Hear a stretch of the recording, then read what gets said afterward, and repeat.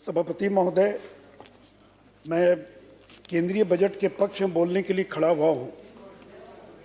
सभापति महोदय, पूरी दुनिया में ऐसा वैश्विक संकट पैदा हुआ जिसमें 90% से ज़्यादा दुनिया के देशों की जो जीडीपी थी उसमें गिरावट आ गई, कॉन्ट्रैक्शन आ गया। और मैं प्रधानमंत्री जी को धन्यवाद देना चाहूँगा जिन्होंने कहा कि जान है तो जहान है। प्रधानमंत्री जी ने कहा कि GDP growth will recover from temporary shock of pandemic but human lives that are lost can not be brought back. अर्थव्यवस्था के सदमे से तो देश उबर सकता है, दोबारा पटरी पर अर्थव्यवस्था लौट सकती है, परंतु जिंदगी को लौटा कर नहीं लाया जा सकता है। सभापति महोदय, इस देश में प्रधानमंत्री जी ने स्ट्रिंजेंट लॉकडाउन लागू किया।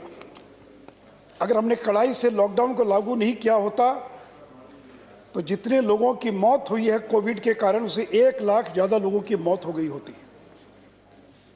और शांति पर्व में, महाभारत के शांति पर्व में कहा गया है कि आपदाग्रस्त जीव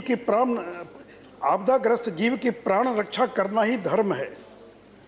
और इसलिए कोविड के दौरान लॉकडाउन के बावजूद short term pain for long term gain, और फिर जब लॉकडाउन में थोड़ी शिथिल किया गया तो प्रधानमंत्री जी ने कहा जान भी है जहान भी है, saving lives and saving livelihoods.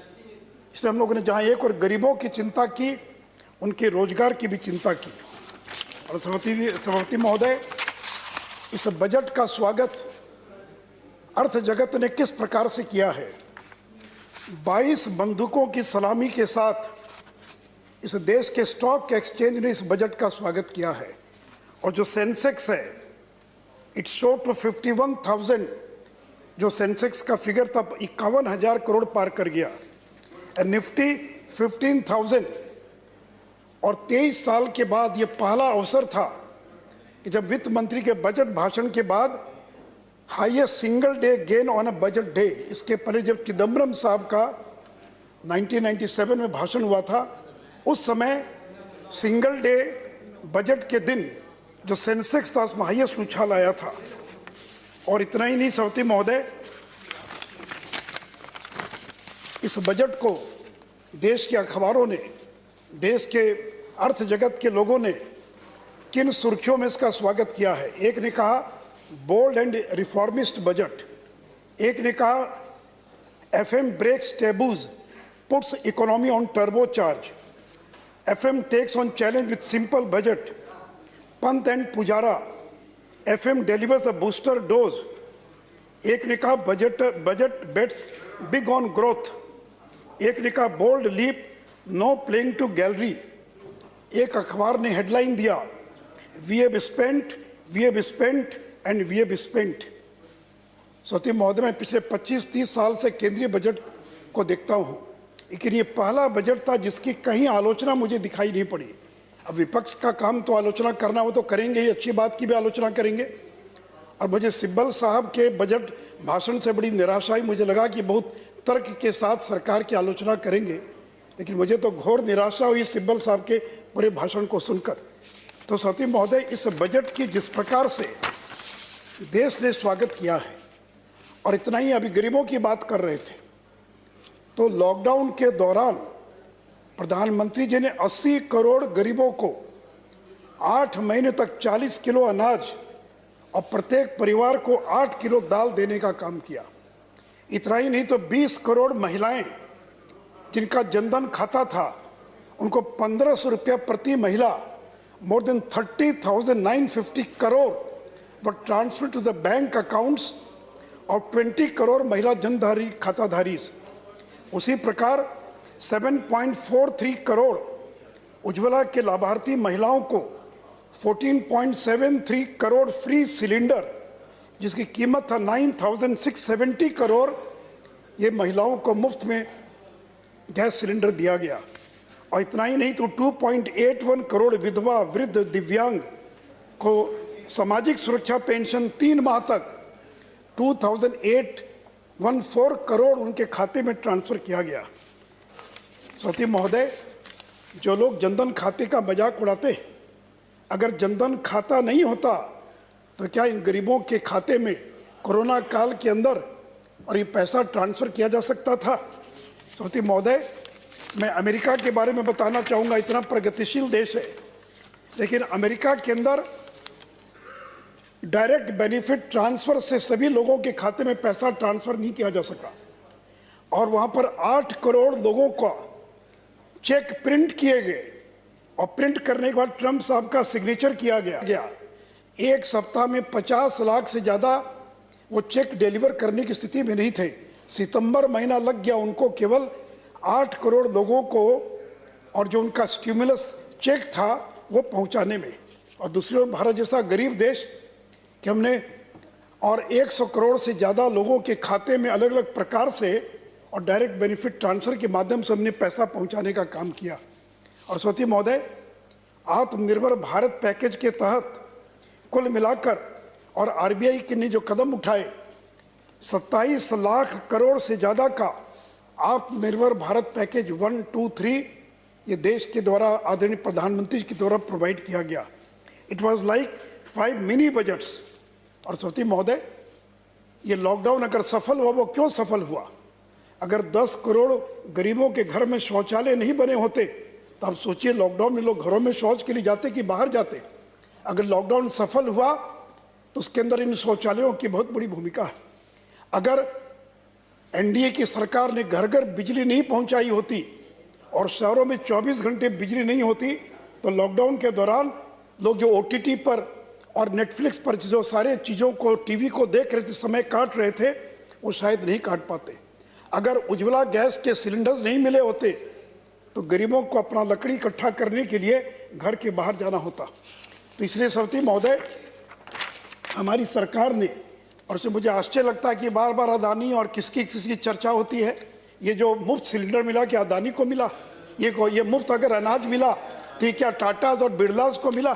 सभापति महोदय और सभापति महोदय, प्लीज मैं अपेक्षा करता हूं कि मेरी मेडन स्पीच है, मेडन स्पीच तो कम से कम मत कीजिए। सभापति महोदय, मुझे आश्चर्य लग रहा था, सिब्बल साहब आंकड़े गिना रहे थे कि रेवेन्यू कलेक्शन कम हो गया, इनकम टैक्स का कलेक्शन कम हो गया। जब पूरा देश कोविड के अंदर और लॉकडाउन के अंदर है तो आखिर रेवेन्यू कलेक्शन तो कम होना ही था सभापति महोदय। और सभापति महोदय, revenue loss to union and states 23% कम संग्रह हो पाया रेवेन्यू। 4,65,000 करोड़ कम संग्रह होने की संभावना है।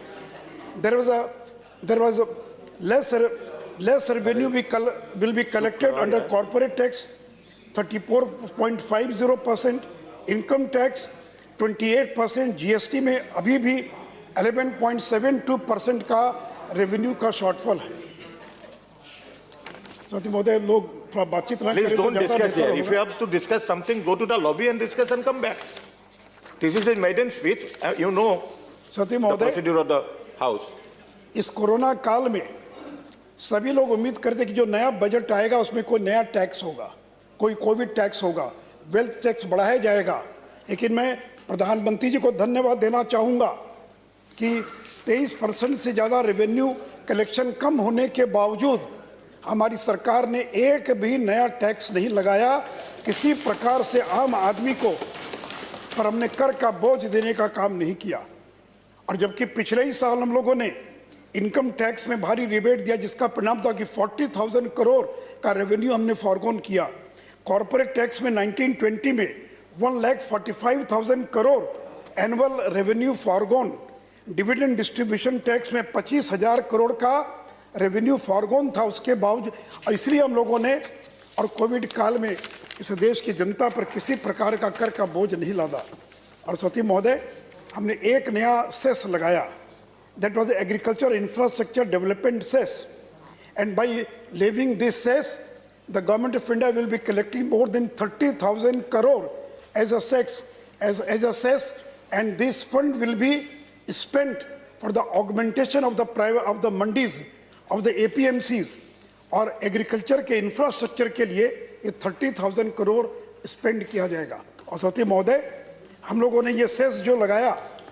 हम लोगों ने पेट्रोल पर, डीजल पर सेस लगाया, 12 चीज़ों पर कस्टम ड्यूटी कम किया, लेकिन हम लोगों ने जनता पर बोझ नहीं पड़ने दिया। हम लोगों ने basic excise duty, custom duty को कम किया और कम करने के बाद हमने ये सेस लगाया ताकि जनता पर कोई बोझ नहीं पड़े। और मैं एक आर्टिकल पढ़ रहा था कि सेस लगा दिया तो डिविजिव पूल में ये नहीं जाएगा, तो राज्यों को उसका लाभ नहीं मिलेगा। तो मैं सदन को बताना चाहूँगा कि आखिर ये सेस जो है, जब इंफ्रास्ट्रक्चर पर खर्च होगा एग्रीकल्चर का, तो राज्यों में ही खर्च होगा, राज्यों के माध्यम से ही खर्च होगा, तो ultimately this cess will go to the states. इसलिए यह कहना कि ये जो सेस है इससे और डिविजिव पूल में नहीं होने के कारण राज्यों को उसका नुकसान होगा। सभापति महोदय, अब एक चर्चा और ये वी शेप्ड रिकवरी और डब्ल्यू शेप्ड रिकवरी और यू शेप्ड रिकवरी। तो मैं बताना चाहूँगा सभापति महोदय कि आरबीआई की फाइनेंशियल स्टेबिलिटी रिपोर्ट, एनओसीज की फर्स्ट है एडवांस एस्टीमेट और इकोनॉमिक सर्वे 2021, ये all have predicted it will we shaped recovery. We shaped recovery का मतलब कि जहाँ पर जीडीपी नीचे गया और फिर वो ऊपर की ओर बढ़ा, this is known as a V shaped recovery. सभापति महोदय, Q1 के अंदर जीडीपी कॉन्ट्रैक्टेड टू -23.9%, Q2 -7.5%, और अब Q3 में ये घटकर 0.1% रहने की संभावना है। और सभी लोगों ने इस बात का आकलन किया कि real GDP is estimated to contract by only 7.7% during 2021। और सभी महोदय, ये वी शेप रिकवरी है। और 21-22 के अंदर IMF ने प्रेडिक्शन किया है it will be 11.5% GDP growth in India. Economic survey ने भी 11% और आरबीआई की मॉनेटरी पॉलिसी स्टेटमेंट ने भी 10.5% रियल जीडीपी का और आकलन किया है। तो सभापति महोदय, मुझे पूरा विश्वास है कि जुलाई के बाद जिस तरह से देश की अर्थव्यवस्था तेजी से ऊपर की ओर बढ़ रही है कि हम वी शेप्ड रिकवरी के साथ और फिर अर्थव्यवस्था को पुरानी पटरी पर लाने का काम करेंगे। और सभापति महोदय, इन्फ्लेशन नियंत्रण में रहेगा। और इतना ही नहीं, तो समय नहीं है कि अभी जनवरी माह के अंदर all indicators in improving power consumption, railway freight, GST collection, manufacturing capacity utilisation, manufacturing PMI and PMI service index, इन सबों में लगातार जो है और सुधार दिखाई पड़ रहा है। और जो कंज्यूमर प्राइस इंडेक्स है that is also come down to 4.59% in the month of December, और food inflation is also come down from 9.5% to 3.41%। और सभापति महोदय, इस बजट की एक सबसे बड़ी और खासियत है कि transparent accounting, fiscal deficit is no doubt, fiscal deficit 9.5%, but it is because there is a transparency in accounting method of budget and contingent जो बोरोइंग थी उसको मूल बजट में और इंटीग्रेट कर दिया गया है। और सभापति महोदय, आपको मालूम है कि discontinue NSSF loan to FCI for food subsidy and accordingly provision made in RE2 2021 and B 21-22। और सभापति महोदय, मैं माननीय निर्मला जी से आग्रह करूंगा कि new fiscal consolidation road map, एक नया fiscal consolidation road map Bharat सरकार को for the general states, it means for the states and the centre, and for the debt and fiscal deficit, उसके लिए एक new fiscal consolidation road map Bharat सरकार को तैयार करना चाहिए। और सभापति महोदय, अभी बार बार प्राइवेटाइजेशन का जिक्र हो रहा था। सभापति महोदय, मैं सदन को बताना चाहूँगा कि 1960s में the per capita income China and India were at the same level. 60 के दशक में चीन और भारत का जो प्रति व्यक्ति आय थी ये लगभग बराबर थी, लेकिन चाइना ने 74 में China open it's economy and India open it's economy 1991। और इस डिलेड इकोनॉमिक रिफॉर्म और एक्सेसिव रेगुलेशन के कारण, इसलिए इस बजट की एक और बड़ी खासियत है माइंडसेट को बदलना। ये जो सोच है कि हर चीज़ प्राइवेटाइज हो रही है, डिसइन्वेस्टमेंट हो रहा है, अगर पब्लिक सेक्टर अंडरटेकिंग घाटे में चल रहा है, अगर एयर इंडिया को 60,000 करोड़ का घाटा है, and each year we are pumping 6,000 crore of the public money to keep alive Air India. तो ये क्या उचित है क्या? ये क्या उचित होगा क्या? इसलिए इस माइंडसेट से बाहर निकलना होगा और इस बजट के द्वारा ये जो माइंडसेट है, ये एक्सेसिव रेगुलेशन का, इससे बाहर और and excessive baggage of socialism एक समय था, तो ये जो एक्सेसिव बैगेज था समाजवाद का और जो पूरी अर्थव्यवस्था पर एक नियंत्रण स्थापित करता था, इस माइंडसेट से बाहर निकलने की आवश्यकता है। अब अखबार में देख रहा हूँ कि घर के गहने बेचे जा रहे हैं। सभापति महोदय, टैक्स पेयर्स के मनी क्या घाटे में चल रहे उद्योगों पर खर्च किया जाएगा, एयर इंडिया पर खर्च किया जाएगा?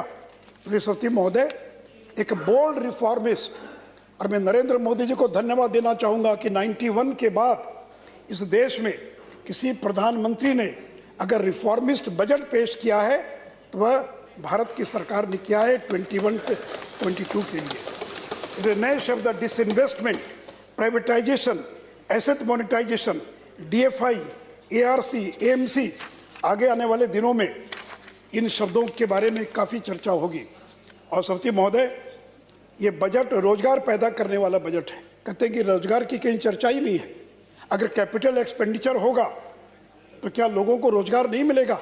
सड़क बनेगी, एयरपोर्ट बनेंगे, अगर और चीज़ें बनेंगी। इसलिए बजट रोजगार पैदा करने वाला बजट है। ये बजट गरीबी दूर करने वाला बजट है। ये बजट महंगाई को नियंत्रित करने वाला बजट है। ये बजट भारत को आत्मनिर्भर बनाने वाला बजट है। और सभापति महोदय, इस बजट का जो थ्रस्ट है, हेल्थ केयर एंड वेलबींग, ये पहला थ्रस्ट है। दूसरा है कैपिटल एक्सपेंडिचर और तीसरा थ्रस्ट एरिया है फाइनेंशियल सेक्टर रिफॉर्म्स। और सभापति महोदय, अगले साल जो हम खर्च करने जा रहे हैं, राजस्व की कमी के बावजूद the government of India was able to spend more than 4,08,000 crore during 2021। हम लोगों ने 20-21 में 4,08,000 करोड़ रुपया ज़्यादा खर्च किया है और कैपिटल एक्सपेंडिचर भी 4,12,000 crore was provided in the budget, and we will be spending 4,39,000 crore as a capital expenditure. और सभापति महोदय, for the 21-22 the budget expenditure is 34,83,000 crore and capital expenditure is more than 5,54,000 crore हम 21-22 में खर्च करेंगे। और अभी बात कर रहे थे सिब्बल साहब मनरेगा के बारे में, तो मैं बताना चाहूँगा कि we spend in 2021 we spend 81% more what it was provided in the budget. हम लोगों ने सोशल सिक्योरिटी पर 380% ज़्यादा खर्च किया है जितना बजट में और प्रावधान किया गया था। और सभापति महोदय, हेल्थ के बारे में we will spending 137% more in 2022-21-22 when comparison to 2021। अब कुछ लोग मजाक कर रहे हैं, कहते हैं कि साहब हेल्थ, आप हेल्थ पर काम तो पानी पर खर्च कर रहे हैं, आप तो सैनिटेशन पर खर्च कर रहे हैं। तो मैं ये सदन से पूछना चाहूँगा कि health is not just about clinics, about hospitals, about labs, about doctors, about paramedics. WHO has stressed that water and sanitation were crucial for basic health care. Health is also about nutrition. Health is also about sanitation, about general cleanliness, clean air and water. और इसलिए हम लोगों ने आयुष पर अगले साल 21-22 में 40% ज़्यादा हम लोगों ने एलोकेशन किया है। For health and research 26.8 more allocation for 21-22, and for water and sanitation there is an increase of 346% for water and sanitation. उसी प्रकार for health and family 30% increase हम लोगों ने किया है। और सभापति महोदय, हेल्थ स्टेट सब्जेक्ट है। गवर्नमेंट ऑफ इंडिया 1/3 खर्च करती है, 2/3 खर्च जो हैं और स्टेट्स करते हैं। और मैं सदन को ये भी बताना चाहूँगा कि इस बार के बजट में we have provided 35,000 crore for vaccination of Covid vaccine, और 50 करोड़ लोगों को ये वैक्सीन का टीका लग पाएगा। 35,000 crore means 50 crore people will be inoculated of this covid tika. और सती महोदय, सदन को बताना चाहूँगा कि हम लोगों ने 16 जनवरी से प्रारंभ किया vaccination, and we have completed 60 lakh vaccination in a record 24 days, whereas USA took 26 days, UK took 46 days, and India took only 24 days to inoculate more than 60 lakh people of this country. और सरती महोदय, मैं एक बात और सदन को बताना चाहूँगा कि हम लोगों ने केवल अपने देश में टीका नहीं लगा रहे, हम लोगों ने भूटान को 1.5 लाख, मालदीव्स को 1 लाख, बांग्लादेश को 20 लाख, नेपाल को 10 लाख, म्यांमार को 15 लाख, श्रीलंका को 5 लाख, बहरीन को 1 लाख, ओमान को 1 lakh, Afghanistan we have sent 5 lakh doses of corona vaccine to Afghanistan without charging a single penny. और हम लोगों ने 12 देशों को 62 लाख फ्री में वैक्सीन का टीका पहुंचाने का काम किया। Already it is been delivered, it is not that it is in pipeline, it is already been delivered. और इतना ही नहीं, कॉमर्शियल कॉन्ट्रैक्ट भी हम लोगों ने किया है 8 देशों के साथ। बांग्लादेश को 50 लाख वैक्सीन का टीका हम लोगों ने कॉमर्शियल कॉन्ट्रैक्ट किया है। Morocco 20 lakh, Brazil 20 lakh, Egypt 50,000, Algeria 50,000, South Africa 10 lakh, Kuwait 2 lakh, UAE 2 lakh. तो सती महोदय, 1 crore 5 lakh vaccination doses of vaccination through commercial contract 8 देशों को ये हम लोगों ने भेजने का काम किया है। सती महोदय, समय कम है। सती महोदय, दुनिया में 3 बड़े संकट आए थे अर्थव्यवस्था के। The first was Asian financial crisis 1997, the second was global financial crisis 2007-2008, and the third pandemic induced financial crisis to 2020। और ये 3 जो क्राइसिस आई दुनिया के अंदर, उसका किस तरह से भारत ने मुकाबला किया। एशियन फाइनेंशियल क्राइसिस जब आई, अटल बिहारी वाजपेयी देश के प्रधानमंत्री थे, और जब ग्लोबल फाइनेंशियल क्राइसिस आई तो द रेस्पॉन्स वाज मायोपिक। उस समय किसकी सरकार थी बताने की आवश्यकता नहीं है। और जब अभी फाइनेंशियल क्राइसिस आई है पेंडेमिक के कारण, तो श्री नरेंद्र मोदी जी की सरकार है। सती महोदय, समय नहीं है इसके विस्तार में जाने के लिए, लेकिन मैं इतना ही कहना चाहूँगा कि अभी जो कोविड का जो क्राइसिस आया है, हम लोगों ने capital expenditure from April to December 2020 stood at 3.17 lakh crore, which is 24% higher पिछले साल की इसी अवधि की तुलना में। मैं अप्रैल टू जनवरी की बात कर रहा हूँ, अप्रैल टू दिसंबर 6 महीना कोविड में चला गया, कोई खर्च नहीं हो पाया। कैपिटल एक्सपेंडिचर पिछले 3 माह में रिकॉर्डेड फिनोमिनल ग्रोथ 129% इन अक्टूबर। अब अक्टूबर 20 का पिछले साल से अगर तुलना करें तो there was a growth of 129%. In November, capital expenditure का growth था 248%, और दिसंबर में it was 81%। और सती महोदय, हम 21-22 में 5,54,000 crore we are going to spend as a capital expenditure। और सती महोदय, और ये capital expenditure, इसका multiplier effect होता है। If there is a revenue expenditure, increases by rupees 100, if you revenue expenditure increases by rupees 100 only, अगर आप 100 रुपया खर्च करते हैं revenue expenditure, only 98 or 99 rupees gets added to the economy, no multiplier effect। लेकिन आप अगर capital expenditure करते हैं तो capital expenditure increases। अगर 100 रुपये खर्च करते हैं capital expenditure, तो capital expenditure increases, 245 rupees gets added to the economy in the same year, and rupees 480 gets aggregated over the next several years. It is a multiplier effect over next few years। 1 रुपया अगर खर्च करते हैं तो उसी साल अर्थव्यवस्था में 245 रुपये का और मल्टीप्लायर इफेक्ट होता है, और बाद के वर्षों में 480 रुपीज़। और कुल मिलाकर इस साल हम लोग, अगले साल 2.25% of GDP we will be spending through capital expenditure, and if the multiplier effect is 2.5 times, it means In 2022, 6.25% of GDP will achieved only through capital expenditure. और इससे सौती महोदय समय नहीं है कि जो ग्लोबल फाइनेंशियल क्राइसिस में यूपीए की सरकार थी, they spend the capital expenditure increase नहीं हुआ, उन्होंने रेवेन्यू एक्सपेंडिचर को इंक्रीज किया और उसका परिणाम था कि महंगाई बढ़ी, इन्फ्लेशन बढ़ा। और सौती महोदय लेकिन हम लोगों की सरकार ने और सौती महोदय ये जो कैपिटल एक्सपेंडिचर कैसे होगा, तो government of India has announced in the last budget national infrastructure pipeline.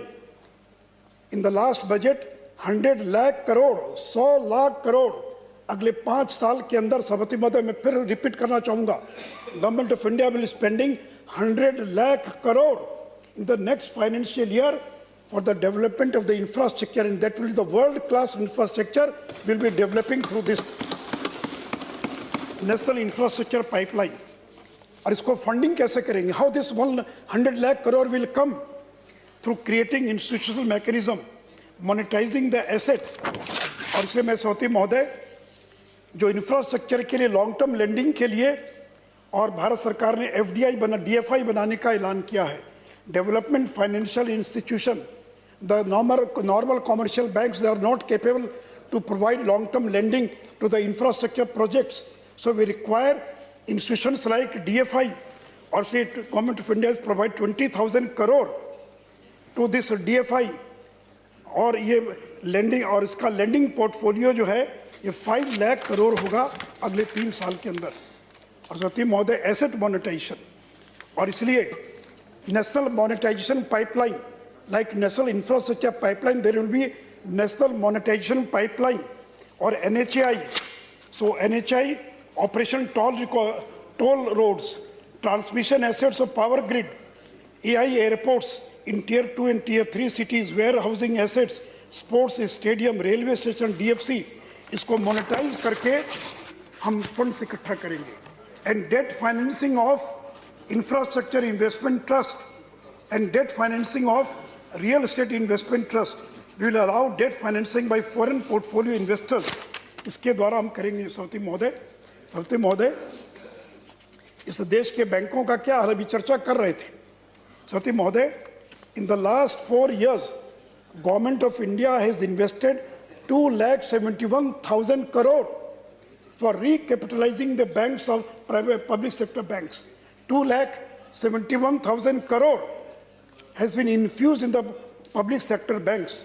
और अब गवर्नमेंट ऑफ इंडिया ने अनाउंस किया है कि 21-22 में 21,000 करोड़ हम खर्च करेंगे to recapitalise the public sector banks. और सौती महोदय, और ये जो बात आई कि अभी बैंक्स जो हैं they are not capable to sell their bad assets. So we will be creating stressed asset resolution by setting ARC and AMC. तो हम ARC और AMC स्थापित करके और इसको करने का काम करेंगे। उसी प्रकार से सौती महोदय disinvestment of public sector enterprises.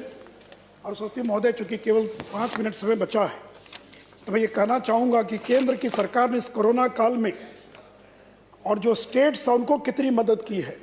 और सौती महोदय, बार बार आरोप लगता है एनडीए पर कि Gujarat, Madhya Pradesh, they were obstructing the implementation of GST, because I was associated with GST from the very beginning.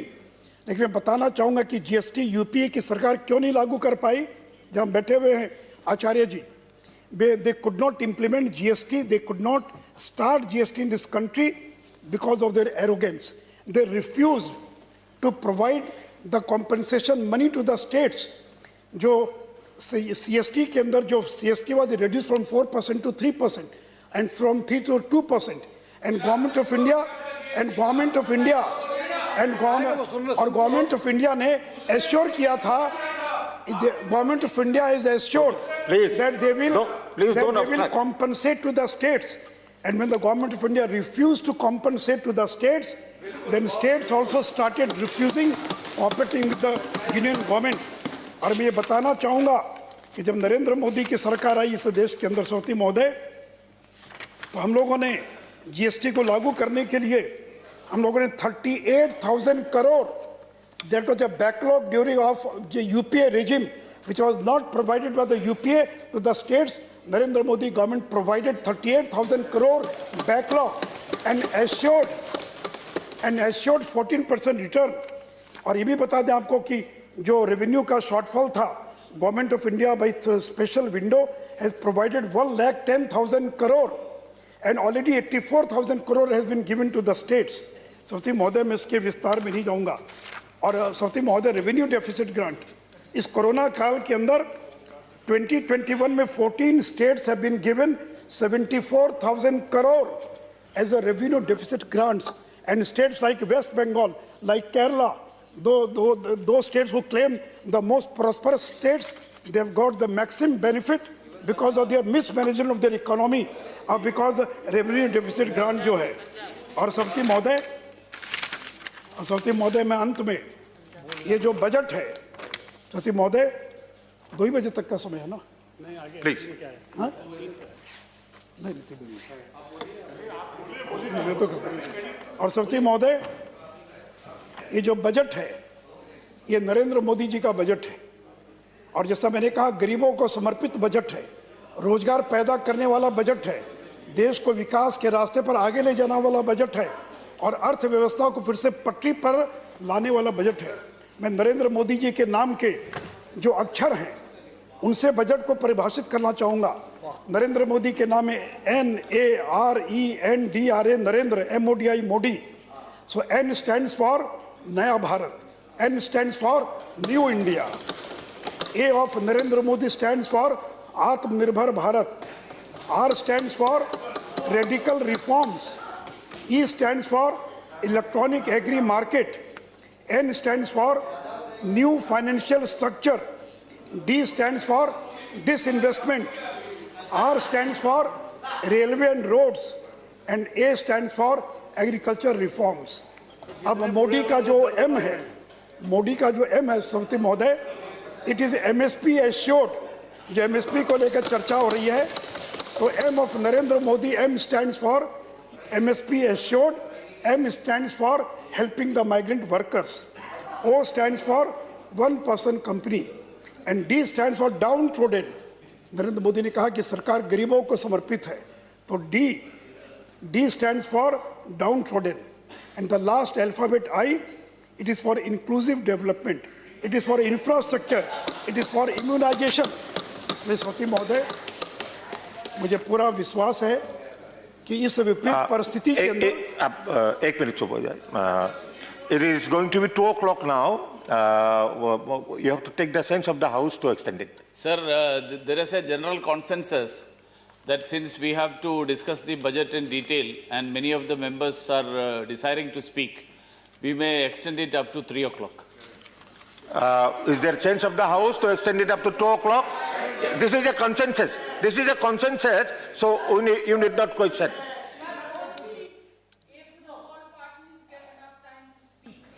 You speak to your leader, he will speak on behalf of you. Mr. Modi, please carry on.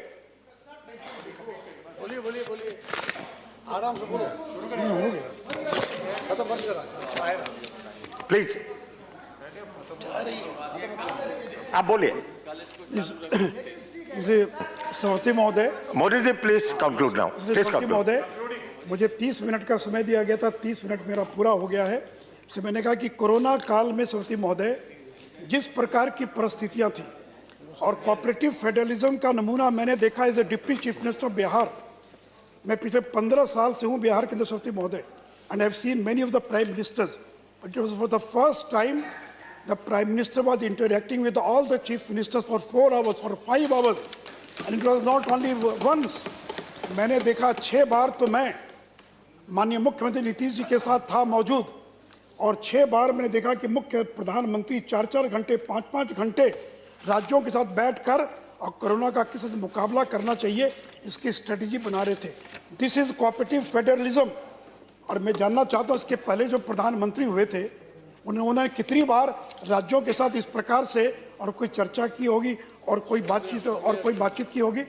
और सभापति महोदय, जो corona काल है, सोचकर सिहरन पैदा हो जाती है, मन में रोंगटे खड़े हो जाते हैं किस प्रकार की परिस्थितियां थी और उस परिस्थिति को अगर कोई निकाला है तो उस व्यक्ति का नाम नरेंद्र दामोदर दास मोदी है। Thank you. Thank you. राष्ट्रपति महोदय, इसलिए मैं फिर से एक बार इस शानदार बजट के लिए, इस ऐतिहासिक बजट के लिए श्रीमती निर्मला सीतारमण जी और देश के प्रधानमंत्री को बधाई और धन्यवाद देता हूं। धन्यवाद।